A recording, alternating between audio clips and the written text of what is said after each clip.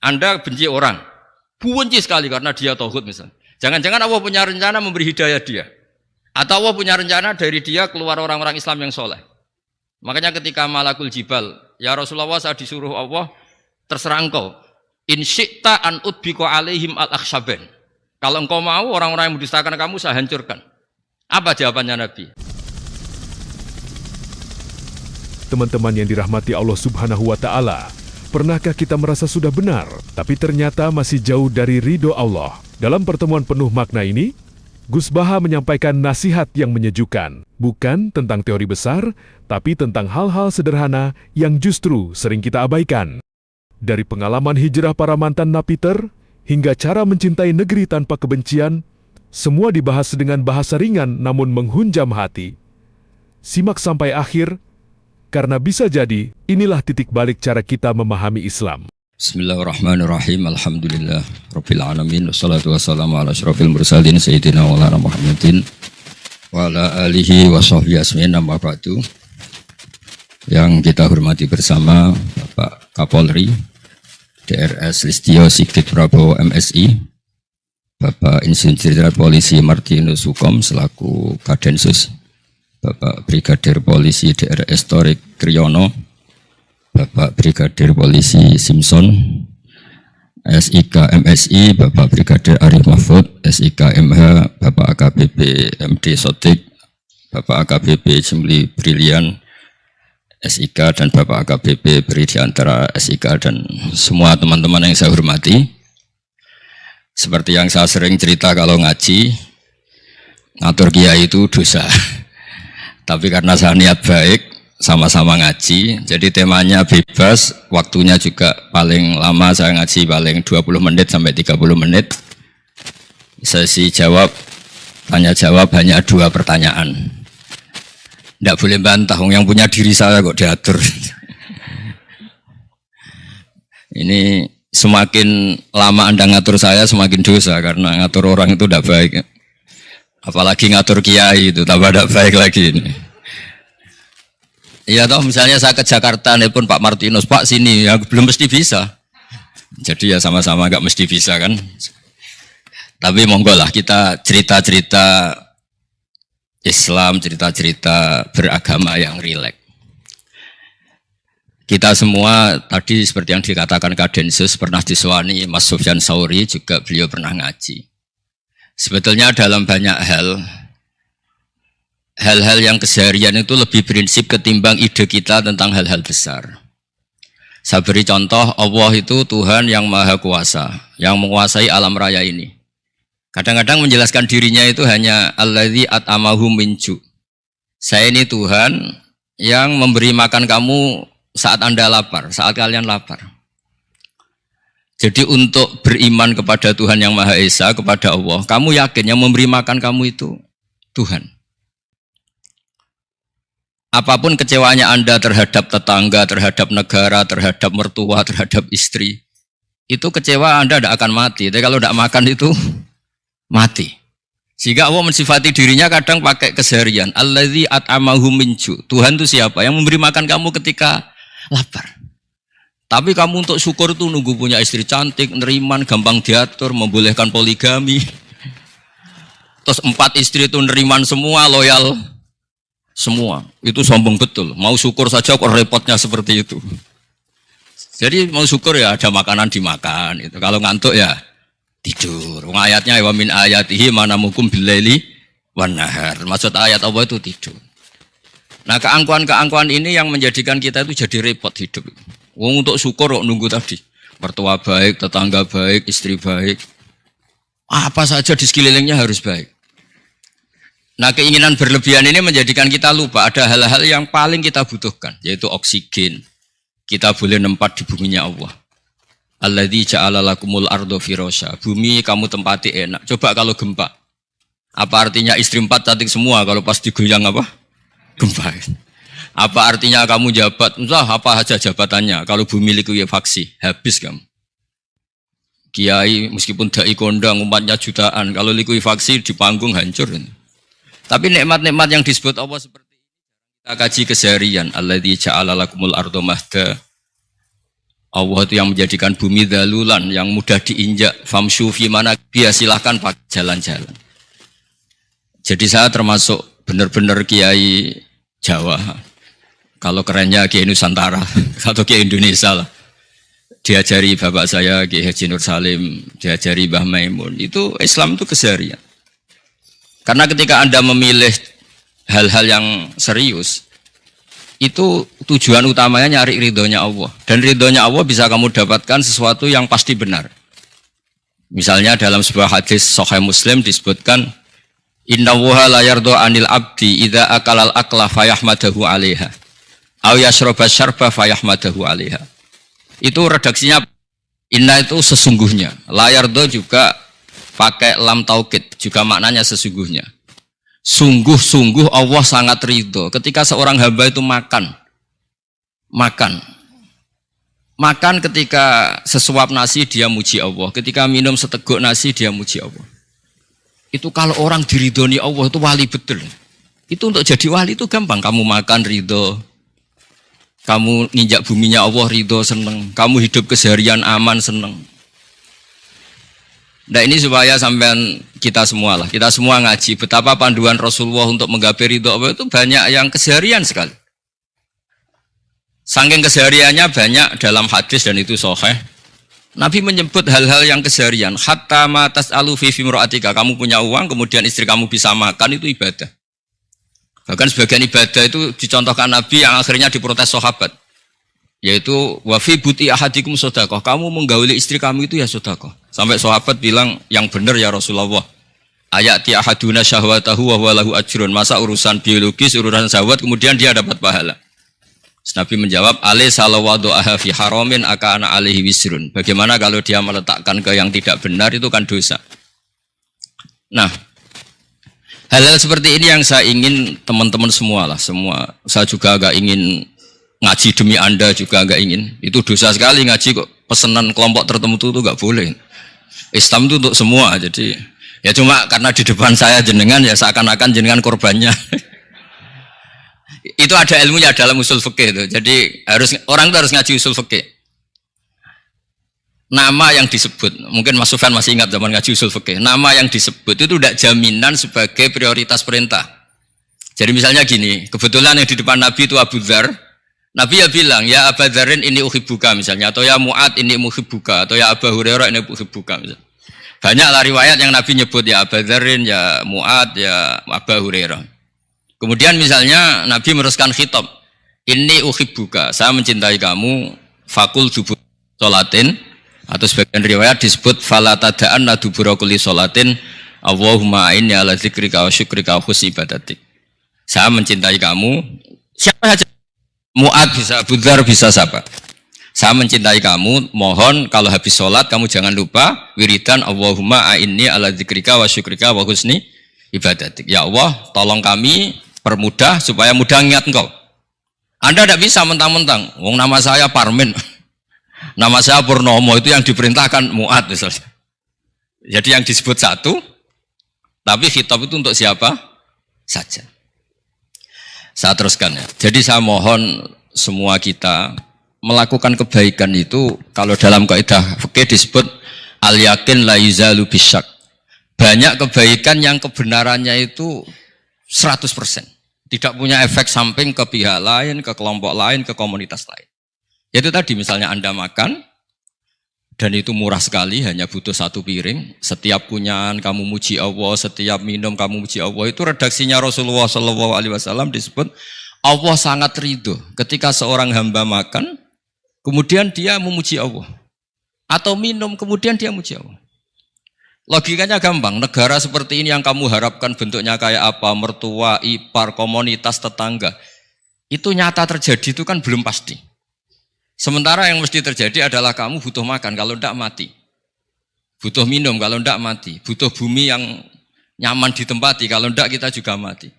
Sebab itu Allah kalau menyebut nikmatnya itu hal-hal yang keseharian. Alladzi at'amahum min ju'. Allah itu siapa? Allah itu yang menciptakan kamu bisa makan. Tidak berlebihan, Allah itu yang menciptakan kondisi sosial itu ideal. Zaman Nabi itu ya ada orang munafik. Orang-orang pilihan Allah itu juga diuji orang sekelilingnya yang macam-macam. Semua diuji sesuai konteks zaman dan waktu.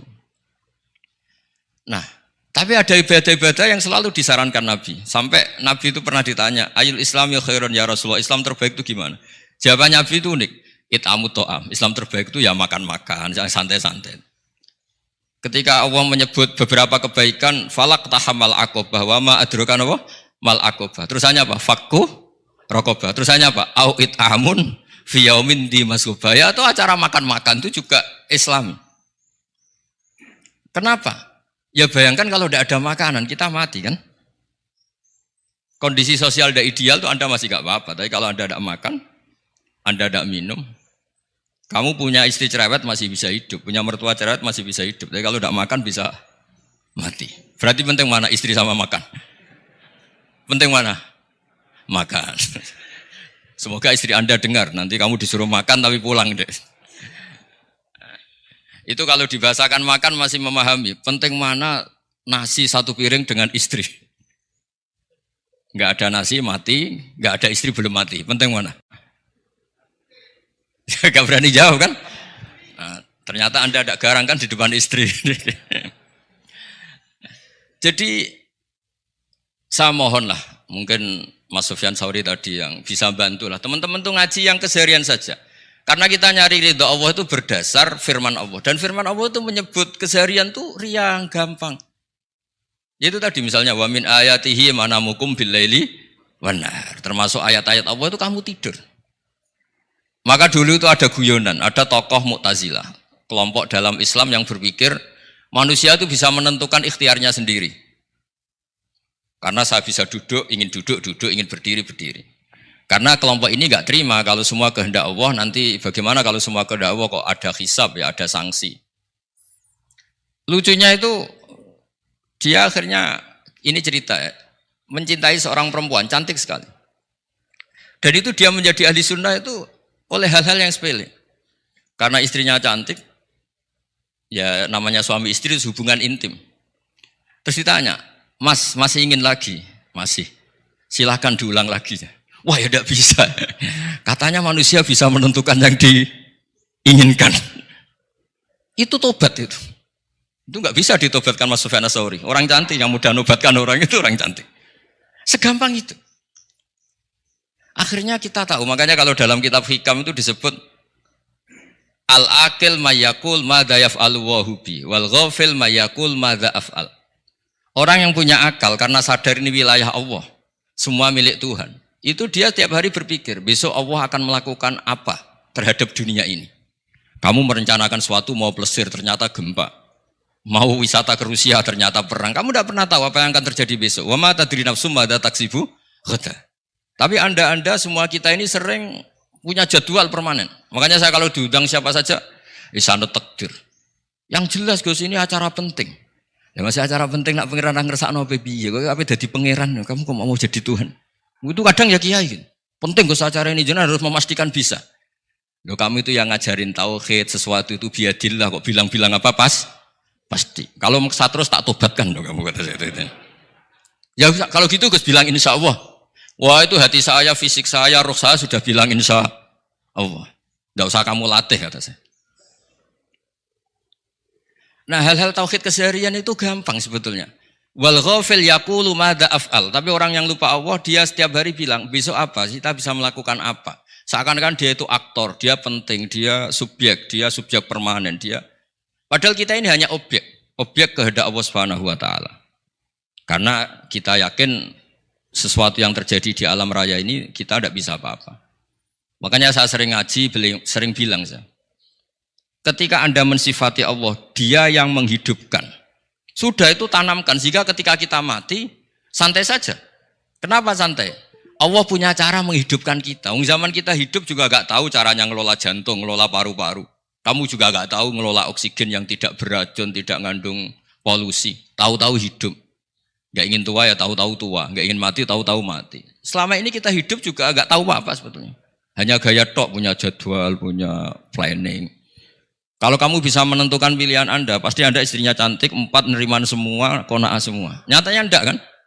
Ada 1 jelek, cerewet. Wah itu kan, nyatanya enggak bisa apa-apa Anda kan? Dan kamu bawa mati lagi. Itu kan istri Anda juga gitu, punya keinginan punya suami yang ganteng, yang jabat, yang neriman, yang enggak poligami. Ya tidak kesampaian juga. Kalau kita ngitung tingkat kegagalan kita itu gagal terus. Ya kan? Nah, terus ingat Allah, madza yaf'alu wa bi. Orang yang punya akal selalu berpikir Allah itu menghendaki apa terhadap saya. Lalu sama-sama orang itu. Ngelihat orang yang serius, itu kata Anda itu pemikir berat, serius. Senang punya tokoh yang merengut karena kamu anggap serius. Tapi sebagian orang anggap orang yang serius itu wong merengut, wong masam, wong muka kok ditekuk. Jadi sama itu hati ya muqallibal qulub tsabbit qalbi ala dini, karena kita enggak tahu cara berpikir kita tentang orang lain, tentang sekeliling kita. Misalnya kita orang baik yang jenis ngrumat fakir miskin. Ada orang bangun masjid mewah itu janggal. Apa artinya masjid mewah kalau banyak orang kelaparan? Tapi kalau yang jenis pendidikan apa artinya masjid mewah kalau tidak bisa ngaji? Nanti yang jenis infrastruktur apa artinya ini kalau semuanya punya sudut pandang yang berbeda-beda. Dan Islam mengapresiasi semua kebaikan. Tapi katakan semua kebaikan itu adalah kehendak Allah Subhanahu wa taala. Karena apapun baik Anda itu pakai fasilitas yang diberikan oleh Allah Subhanahu wa taala. Sehingga ini yang disebut kulillah sumadarhum fi khawdihim yal'abun. Ya kembali tadi ke tema-tema bahwa keseharian Anda ini sudah Islami. Saat Anda tidak bisa melakukan apa saja. Saya sering ada jenazah, biasanya kalau tetangga meninggal saya sering disuruh ngelepas. Saya bilang orang ini baik. Karena sering ngelamun di rumah, sering nganggur di rumah. Ditanya sama anaknya, kenapa Gus nganggur baik? Ya kalau dia nganggur artinya juga enggak berbuat sesuatu yang maksiat kan? Ya kan? Orang nganggur di rumahnya ya tidak bunuh orang, tidak maling, tidak korupsi, ya namanya nganggur di rumah. Lah cuma istri cara pandang nganggur gak menghasilkan uang gitu. Tapi juga gak menghasilkan kriminal kan. Jadi sebenarnya Islam itu makanya kalau sampai ngaji usul fikih itu ada kitab usul fikih namanya Lubul Usul, itu terkenal sekali di pesantren itu. Itu kalau ngapresiasi keseharian itu luar biasa. Izma min mubahin illa wa yatahaqqaqu bihi tarku haramimma. Karena keseharian yang mubah saat Anda lakukan itu ada kehebatan yang luar biasa, yaitu meninggalkan haram. Makanya dulu banyak orang-orang alim ketemu temannya itu guyon sampai semalaman. Itu biasanya yang semangat Islam, itu kiai kok tidak tahajud, kiai kok tidak witir. Orang yang sedang mapan uangnya banyak, malam itu tidak kelayaban itu sudah luar biasa. Melawan nafsu supaya tidak maksiat itu sudah luar biasa. Supaya lupa guyon sama temannya semalaman sampai subuh. Gejolak-gejolokan ngenang zaman miskin, zaman kuliah gak jelas, zaman apa. Melihatnya jangan tarkut tahajud. Seperti ini meninggalkan tahajud, tapi meninggalnya ini talkul muharramat. Jadi kayak apa hebatnya? Sehingga Imam Ghazali punya riwayat yang agak unik. Hatta takuna ibadatu akhiri hadil ummah iku an-naum. Sehingga suatu saat ibadah terbaik umat ini itu tidur.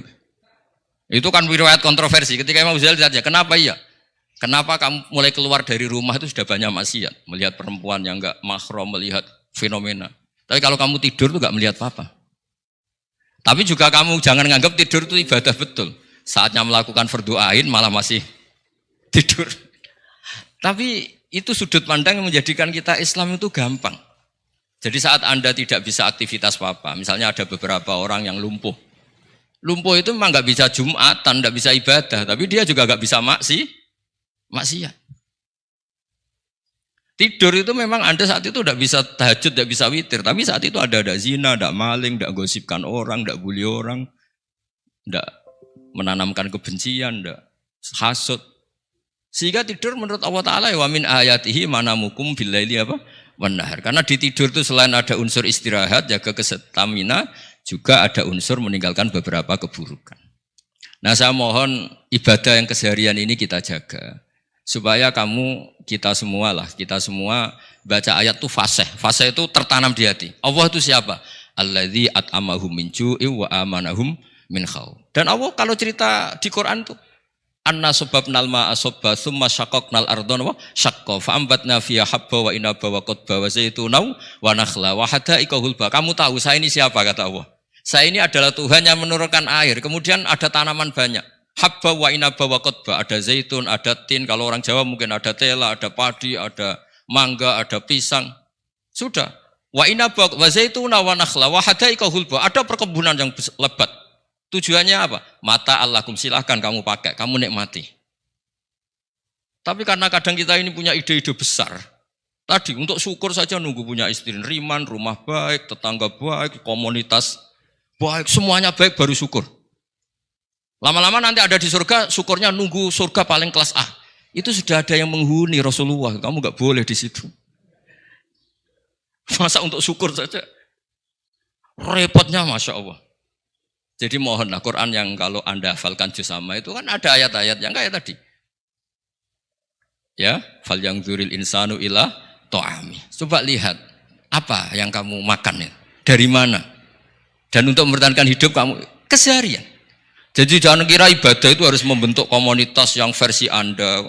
Ibadah itu harus yang hal yang mulu-mulu. Kesehariannya Anda alami. Loh ini saya tidak bikin-bikin. Saya ngaji bukan karena berdasar pesanan. Itu ayat yang saya baca kan betul ada ayatnya kan. Fal yang dzuril insanu ila ta'ami. Anna soba penal ma'ah sobba. Thumma syaqaqnal ardo syaqqa. Fa'ambasna fiya habba wa inabau wa qodba. Wa zaitunau wa nakhla wa hadaika khulba. Terusannya apa? Mata al lakum. Silakan kamu nikmati. Mata itu silakan kamu nikmati. Ya kayak sampean dikasih hidangan ya makan. Ya sudah makan, habis makan ya minum, habis itu ngantuk ya tidur, ya sudah normal-normal saja. Kayak apa indahnya Islam? Tapi Anda mencari Islam yang gimana lagi? Nah itu yang diajarkan guru-guru kita, diajarkan sanad kita sampai Wali Songo, sampai Rasulullah SAW. Bahwa pada akhirnya ada jihad, ada perang. Itu dulu memang perang, bukan membunuh, beda. Dulu kita dijajah Belanda ya perang dan itu normal karena kita dijajah. Jadi ketika orang lain ingin baik sama kita, wa in ahadum minal musyrikin astajaroka ya fajirhu hatta yasma'a kalam Allah. Kalau mereka ingin baik ya kita baik. Makanya ada istilah musta'man, mu'ahad. Kalau mereka ingin damai, berdampingan dengan kemajmukan ya itu yang lebih baik. Karena memang Islam menghormati proses perdamaian. Wa in janahu nawa lisalmi ya fajnah lah. Kalau ingin damai ya kita harus damai. Jadi, andai kan dulu Belanda datang ke Indonesia kok minta besanan. Gitu. Ya mungkin kita juga senang karena memperbaiki hidung kan, kalau minta besanan. Gitu. Nah tapi wong jajah dulu itu kan masalah kan? Apa? Masalah kan? Jadi saya mohon, jadi apa? Saya tadi minta sama Bapak Kadensus kemarin juga pernah main ke saya. Jangan sering ketemu, saya ini sudah uzlah, saya ini sudah mau daftar jadi resi. Saya itu kemarin di Muktamar juga agak datang, acara di Jogja juga sudah. Karena memang keluarga saya dulu itu bahasa ya, bapaknya bapak saya itu gak keluar rumah itu puluhan tahun, memang punya adat uzlah. Ya makanya ngaji saya ngaji aja yang gampang-gampang aja, yang gak orderan, yang gak pesenan ngaji aja yang gampang. Saya ikhlas, yakin betul saya ikhlas. Ikhlas itu menurut saya itu roh. Orang gak ikhlas menurut saya itu orang aneh.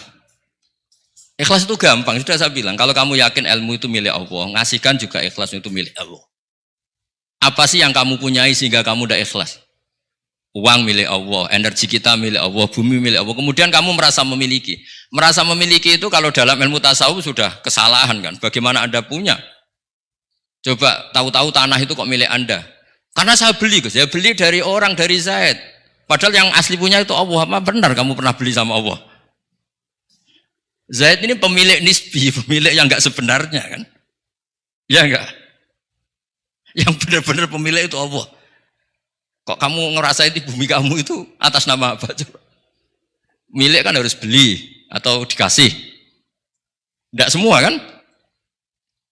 Nah, makanya terus famshu fi manakibiha dan Allah menyebutnya, sudah saya ini yang menciptakan bumi. Waladzi ja'ala lakumul arda dalulan. Dan Allah menyebutnya sederhana, famshu fi manakibiha, silakan jalan-jalan. Terusannya apa? Wakulu mirizki, silahkan makan-makan. Jadi Islam itu ya makanya kiai-kiai itu ada acara makan, sampai ada guyonan fikuli makanin makan di setiap tempat ya makan.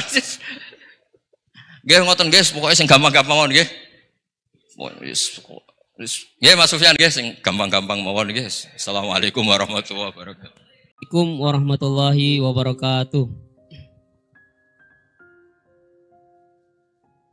Yang saya hormati Bapak-bapak yang ada di depan, terutama Pak Kiai Gus Baha. Perkenalkan, nama saya Imran, asal dari Poso, Sulawesi Tengah. Alhamdulillah, pada kesempatan hari ini kita diberikan nikmat oleh Allah untuk bisa bertemu dengan Bapak Kiai yang mungkin secara pribadi dan mewakili mungkin perasaan teman-teman semua di sini, ada kerinduan, keinginan untuk berjumpa langsung dengan Kiai, dan alhamdulillah terlaksana dengan berkat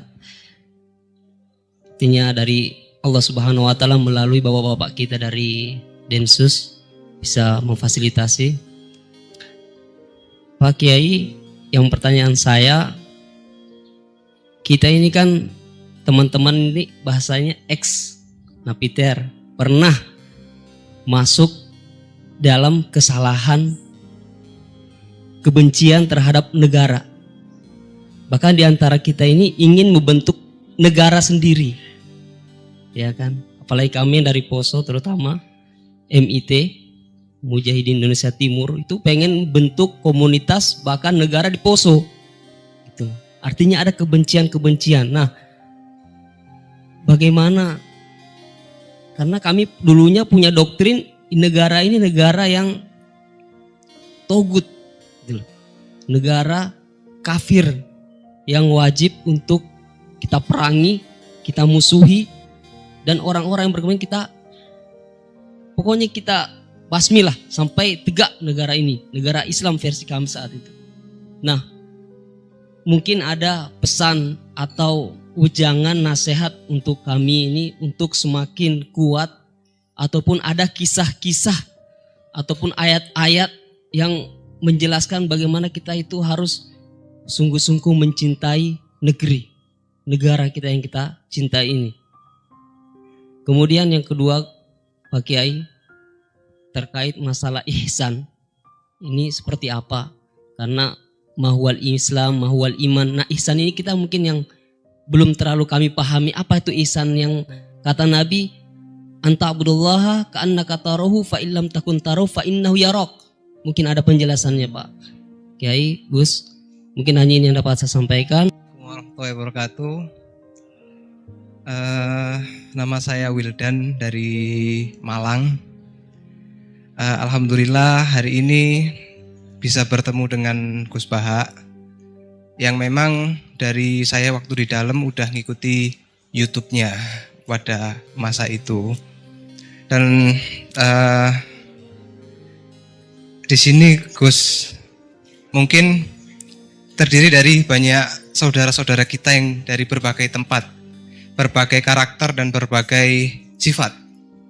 Nah, yang saya ingin tanyakan, bagaimana kita memupuk konsep persaudaraan tanpa memandang kepentingan duniawi. Karena kebanyakan dari kita bersaudara karena kepentingan, bukan bersaudara karena ya kita adalah saudara. Terus kemudian yang kedua yang ingin saya tanyakan itu, kita hari ini adalah mengalami degradasi moral yang luar biasa. Akhlak, sopan santun nyaris sedikit demi sedikit hilang. Nah, bagaimana cara kita untuk memupuk agar generasi kita selanjutnya tetap berakhlak, beretika terhadap yang lebih tua, ataupun kepada sesamanya, ataupun kepada yang lebih kecil. Mungkin sekian dari saya. Coba diulang lagi. Al-ihsan anta abdullaha ka'annaka tarahu fa illam takun tarahu fa innahu yaraka. Oh ya, bagus, masih bisa dibenarkan. Ya, bagus, masih ingat. Namanya siapa tadi? Imran. Ya. Memang orang sana kalau baca Imran, apa Imron gitu? Dari sana Bugis Imran, jadi orang sana nggak pakai ro. Pakai- Kalau orang ro, jadi Oh. pakai ra. Kalau ainnya Ain pakai ain. berarti apa? Imron gitu. Ya kalau sana tulisan KTP Imran. Imran. Apa bacanya orang-orang Sulawesi? Apa? Imran. Bismillahirrahmanirrahim. Ya, yang rileks saja ya. Saya pernah ketemu orang yang pakaiannya itu enggak, mungkin kalau orang syariat bilang enggak syar'i lah. Pakai pakaian yang tidak syar'i. Tapi dia muslimah, dia ke masjid. Saya ditanya sama seseorang, Gus kok sama orang gitu mau bertemu gitu. Karena terus saya bilang, kenapa? Dia pakaiannya ada Islami. Gitu. Oke, dia tidak pakaian Islami itu nyata, tapi dia ke masjid itu Islami, tetap sholat itu Islami. Ketika dia ingin sholat dan tetap sholatnya pakai takbir, pakai rukuk, pakai sujud itu Islami. Wong setelah di masjid ya pakai mukena, pakai. Kalau sama-sama nyata, Anda kan boleh ngingat sama-sama yang fakta. Gitu. Dia punya kesalahan dalam berpakaian, dia punya kebenaran dalam sujud, dalam rukuk, dalam ibadah. Dan itu tradisi Quran. Quran ya cerita fama ya'mal mithqala dzarratin khairan yarah wa may ya'mal mithqala dzarratin syarran yarah. Apa susahnya sih ingat dua-dua sisi itu? Sama bernegara atau bertetangga. Kita bayangkan jangan bernegara dulu, terlalu luas, bertetangga saja ukuran. Karena nanti sama, bernegara sama bertetangga itu hadisnya sama. Kita di kampung itu ya ada masjid dan orang-orang yang enggak sholat juga nyumbang masjid. Bahkan ada yang nyumbang masjid banyak terus tidak sholat. Karena keramik saya sudah sholat katanya. Saya pernah ketemu orang model gitu itu ya ada. Jadi, tapi ada juga yang sholat terus tapi nggak pernah nyumbang masjid. Ya orang banyak. Intinya itu Allah itu punya tradisi, punya sunnatullah. Kebaikan ya dihitung, kejelekan juga dihitung. Dulu ketika Rasulullah SAW hidup bersama komunitas yang majmu', itu sebetulnya permintaannya Nabi jangan halangi kami saat mau beribadah. Dulu sampai perang karena mereka menghalangi. Sebenarnya problem mereka wa yasudduna an sabilillah, menghalangi. Sebenarnya kalau dulu saling toleransi ya enggak ada masalah. Artinya ketika Anda ingin sholat di Indonesia agak dihalangi, ingin pengajian enggak dihalangi, sebenarnya ini enggak ada masalah. Ya, soal ada kebaikan, ada keburukan ya mulai Nabi Adam sampai sekarang sampai kiamat. Itu cara pandang. Jadi cara pandang kita terhadap orang lain itu harus hal-hal yang nyata. Kalau kesalahan mereka nyata, kebaikan mereka juga nyata. Kenapa kita hanya ingat sisi yang jelek, tidak ingat sisi yang baik?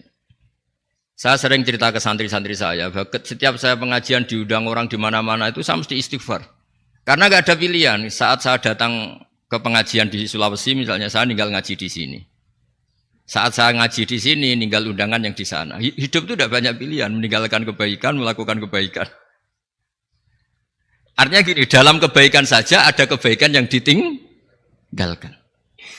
Apalagi dalam kejelekan. Makanya di sini ada pepatah terkenal dalam ilmu tasawuf itu. Wastighfaruna yahtaju ilal istighfar. Saat Anda baik saja butuh istighfar. Bapak saya kalau guyon gini, Mas Sofyan. Ada imam istiqomah jadi imam masjid sampai tua sampai batuk-batuk. Itu bagus istiqomah. Tapi itu masalah kata bapak. Akhirnya enggak kaderisasi katanya. Itu istiqomah apa enggak mau diganti orang lain katanya. Ada kiai dai di mana-mana.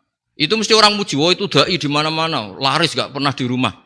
Pondoknya pasti bubar itu karena ditinggal. Jadi kebaikan seperti ada orang sering sowan kiai. Wah itu malah lebih masalah lagi kan. Kadang kiainya pas istirahat, yang disalamkan template uang jatah susu anaknya. Hari itu waya tagihan malah lari sowan kiai. Jadi harusnya di rumah ada fardu ain tagihan listrik entah apa. Jadi makanya di hikam itu terkenal kata-kata manusia itu siapa? Manusia itu mangkanat mahasinuhu masawiyah fakai falatakunu masawihi masawiyah. Manusia itu orang ketika baik saja salah, apalagi pas salah. Coba saya misalnya pidato begini, di atas panggung saya orang alim pidato nasihati orang. Di saat yang sama seperti yang tanya Mas Wildan tadi ada agak sopannya.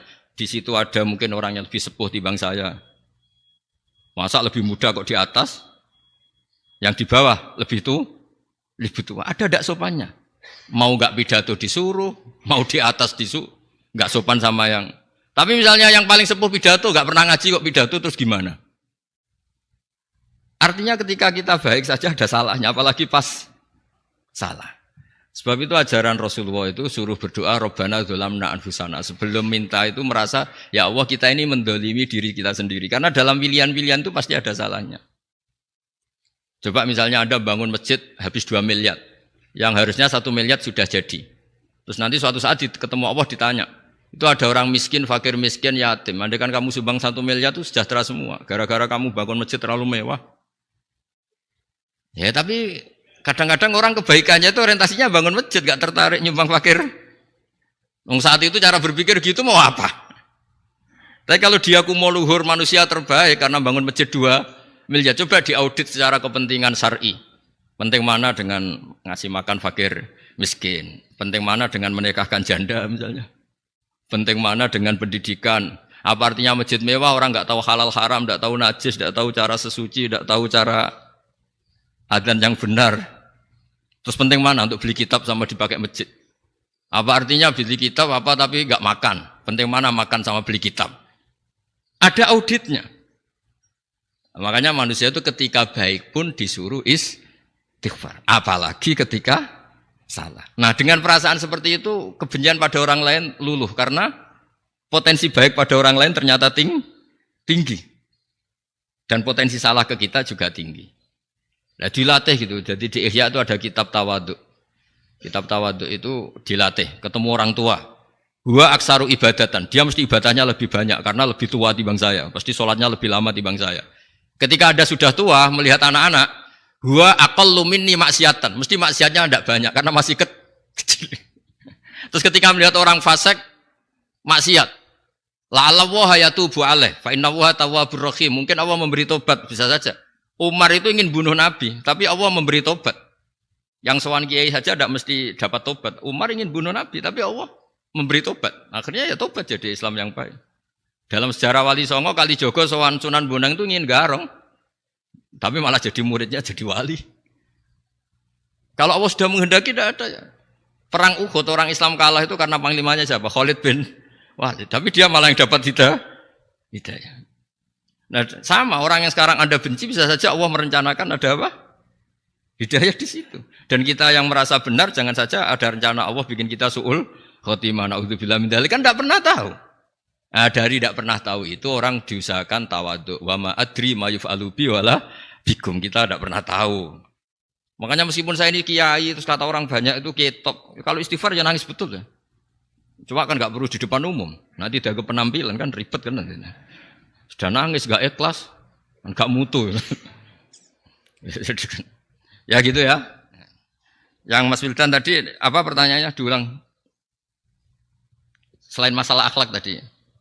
Tentang bagaimana cara kita bersaudara tanpa memandang kepentingan duniawi. Nah ya makanya tadi saya bilang bernegara itu pakai hadis, misalnya Nabi pernah ngendikan kamu itu punya 3 tetangga, yang satu punya 3 hak, yaitu dia tetangga kamu, dia seagama kamu, dia sesaudara kamu. Jadi ada 3 hubungan, seagama, sesaudara, dan tadi apa? Dia tetangga kamu, dia seagama dengan kamu, dia masih kerabat kamu. Terus ada tetangga yang punya 2 hak, yaitu dia tetanggamu, seagama dengan kamu, tapi tidak sekeluarga dengan kamu. Terus ada tetangga yang punya 1 hak, dia tidak keluarga kamu, dia tidak seagama dengan kamu, tapi tetap punya hak karena itu tetangga kamu. Dan itu kata Nabi semuanya berhak kamu baikin, karena ada hakul jar. Makanya dulu doa ada bil kubri itu ceritanya sederhana. Ada seorang perempuan Yahudiyah, sowan Sayyidah Aisyah. Kalau sowan ya dikasih uang sama Sayyidah Aisyah. Padahal Yahudiyah. Ketika dikasih uang, terus si Yahudiyah tadi, semoga engkau diselamatkan dari siksa kubur. Zaman itu Sayyidah Aisyah belum dengar hadis tentang siksa kubur. Setelah Rasulullah datang, saya tadi diminta didoain, ya saya terima karena saya enggak percaya. Terus Nabi ngendikan itu benar adanya siksa kubur. Ketika komunitas Yahudi di Madinah itu puasa Asyura, Nabi coba tanyakan mereka, kenapa puasa Asyura? Padahal orang Yahudi. Oh, terus setelah ditanya, yaumun najjawahu fihi Musa, itu hari di mana Allah menyelamatkan Nabi Musa, kata orang Yahudi. Terus kata Rasulullah, nahnu ahaqqu bi Musa, saya juga berhak menghormati Musa. Kemudian Nabi puasa.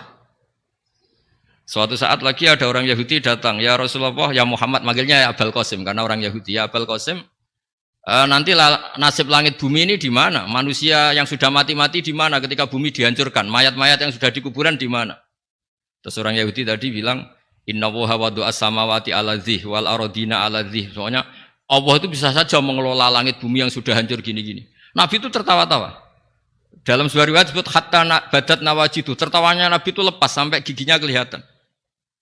Kata rawinya tasdikon liqaulil khabri karena Nabi membenarkan orang Yahudi tadi. Jadi intinya dalam banyak hal itu ya dicari kesamaan. Makanya kalau interaksi dengan kelompok lain kata Nabi la tusaddiquhum wa la tukadzibuhum. Kamu jangan mengiyakan juga jangan menolak. Kamu tolak jangan-jangan pas yang sama dengan ajaran kita. Kamu benarkan jangan-jangan yang tidak sama. Ya sudah kalau nggak sependapat ya jangan ngambil sikap. Nah itu juga yang dipraktekkan Rasulullah SAW. Nabi yaqumu lailatan yuraddidu hadil ayat. Nabi pernah sholat 1 rakaat hanya ngulang 1 ayat. Itu aja gak selesai. Yaitu ngulang-ngulang ayat. Fa'akulu kama qalal abdus sholeh in tu'adzibhum fa innahum ibaduk wa in taghfir lahum fa innaka antal azizul hakim. Pun Gusti kula nyerah. Semua ini hamba jenengan monggo jenengan napakno sing duwe jenengan. Intinya itu ini wilayah jenengan ndak wilayah saya. Nah kadang-kadang kita sebagai manusia itu jumawa seakan-akan itu wilayah kita. Kita nyiksa terserah kita, mengampuni ya terserah kita. Padahal tidak milik kita. Dunia ini milik Allah Subhanahu wa ta'ala. Makanya yang terakhir saya ijazahkan ijazah bapak. Bapak saya itu orang hafal Quran, alim tapi lucu, senengannya guyon. Kalau ngajarkan saya tauhid, tasawuf itu gampang. Hak kamu punya tetangga, punya Innova. Terus kamu berpikir, kamu miskin berpikir.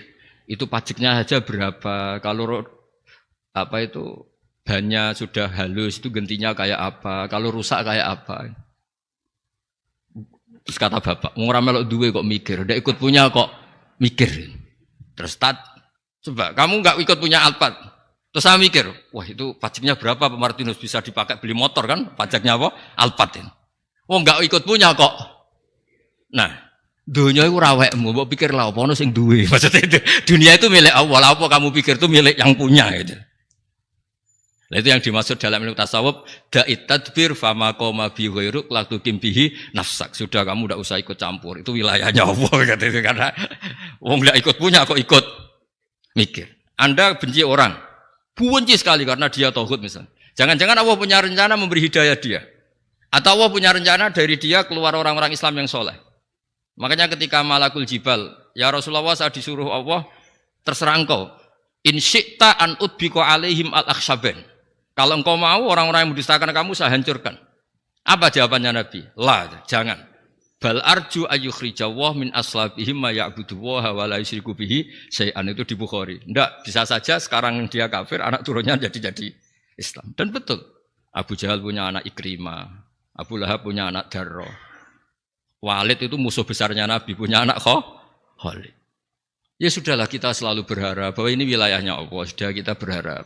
Agama ini bagi yang selalu punya harapan. Limangkan yarjuwoha. Orang yang selalu punya harapan.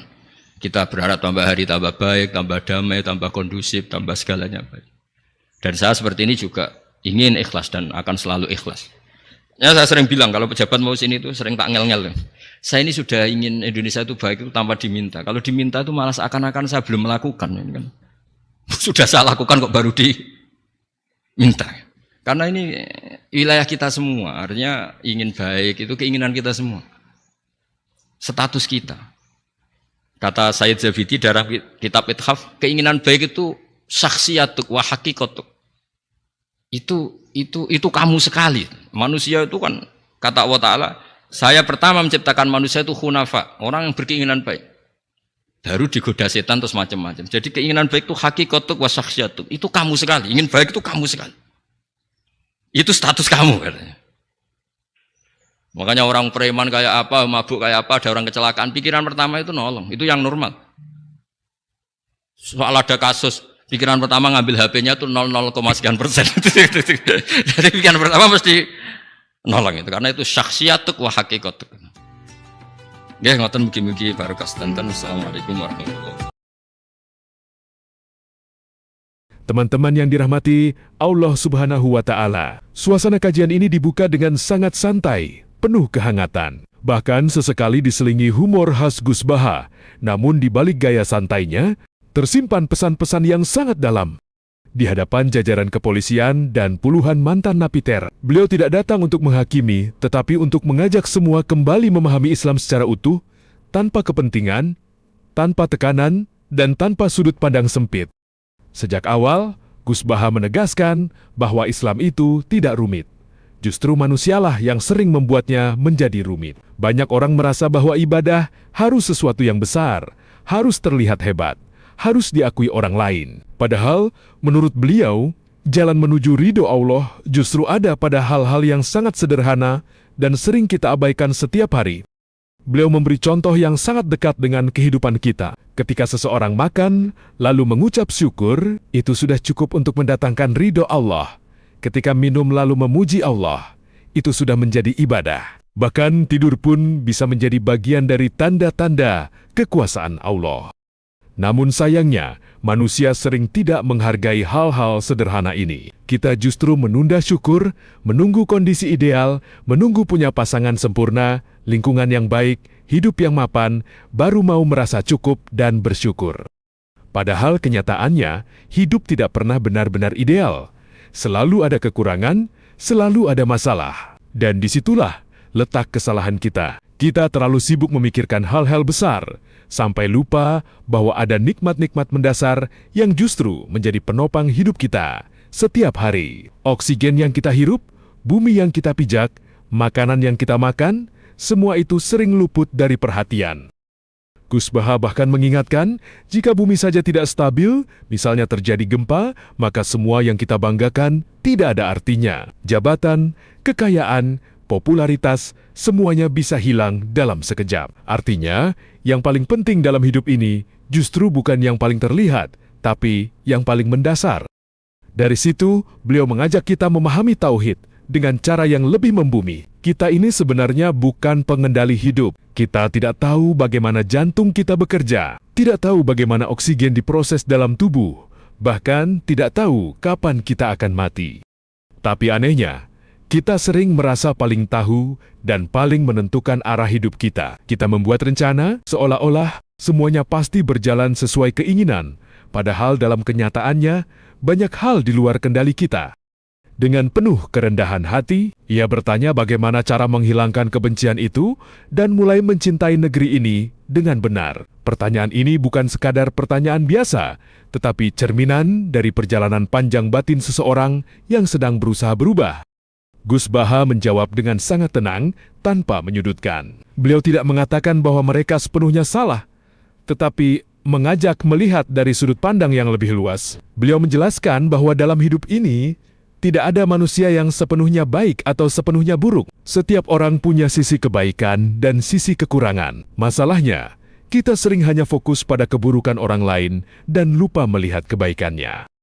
Beliau memberi contoh sederhana, ada orang yang tidak rajin salat, tetapi sering membantu pembangunan masjid. Ada juga yang rajin ibadah, tapi kurang peduli terhadap lingkungan sosialnya. Dalam pandangan Allah, keduanya tetap memiliki nilai. Artinya, realitas kehidupan ini tidak bisa disederhanakan menjadi hitam dan putih. Dari situ, beliau menjelaskan bahwa kebencian bisa hilang jika kita menyadari dua hal. Pertama, kita sendiri juga penuh kesalahan. Kedua, orang lain punya potensi untuk berubah menjadi lebih baik. Sejarah telah membuktikan hal itu. Banyak tokoh besar dalam Islam yang dulunya berada di jalan yang salah, tetapi kemudian berubah menjadi sosok luar biasa. Ini menunjukkan bahwa tidak ada manusia yang boleh kita kunci dalam satu label selamanya. Ketika seseorang memahami hal ini, maka hatinya akan lebih lunak. Ia tidak mudah membenci, tidak mudah menghakimi, dan lebih terbuka untuk menerima perbedaan. Inilah inti dari hijrah yang sebenarnya. Bukan sekadar berpindah tempat atau status, tetapi perubahan cara pandang terhadap diri sendiri dan orang lain. Kemudian pembahasan berlanjut pada konsep ihsan. Gus Baha menjelaskan bahwa ihsan adalah keadaan di mana seseorang beribadah seolah-olah melihat Allah. Jika tidak mampu, maka ia yakin bahwa Allah selalu melihatnya. Ini bukan sekadar teori, tetapi sebuah kesadaran yang harus hidup dalam keseharian. Dengan kesadaran ini, seseorang akan lebih jujur, lebih hati-hati, dan tidak bergantung pada penilaian manusia. Pertanyaan berikutnya menyentuh soal persaudaraan dan kondisi moral masyarakat saat ini. Gus Baha menjelaskan bahwa persaudaraan dalam Islam tidak boleh didasarkan pada kepentingan. Kita tidak boleh hanya berbuat baik kepada orang yang menguntungkan kita. Bahkan terhadap tetangga yang berbeda keyakinan pun, kita tetap memiliki kewajiban untuk berbuat baik. Beliau mengingatkan bahwa hubungan sosial dalam Islam dibangun di atas hak dan kewajiban, bukan keuntungan. Inilah yang membuat Islam menjadi agama yang sangat realistis dan manusiawi. Terkait dengan degradasi moral, beliau menegaskan bahwa masalah utama bukan kurangnya ilmu, tetapi cara pandang yang keliru. Banyak orang merasa dirinya paling benar, sehingga mudah merendahkan orang lain. Padahal, dalam setiap kebaikan yang kita lakukan pun, selalu ada kemungkinan kekurangan. Bahkan dalam memilih kebaikan, kita tetap bisa meninggalkan kebaikan yang lain. Kesadaran seperti ini seharusnya membuat kita lebih rendah hati. Kita tidak mudah merasa paling benar dan tidak mudah menyalahkan orang lain. Sebaliknya, kita lebih banyak introspeksi dan memperbaiki diri. Di akhir kajian, Gus Baha kembali menegaskan bahwa Islam sejatinya adalah agama yang damai dan tidak memaksakan konflik. Jika ada kesempatan untuk hidup damai, maka itu yang harus diambil. Jihad dalam konteks hari ini bukan lagi tentang perang, tetapi tentang bagaimana memperbaiki diri, memperbaiki cara berpikir, dan membangun masyarakat yang lebih baik.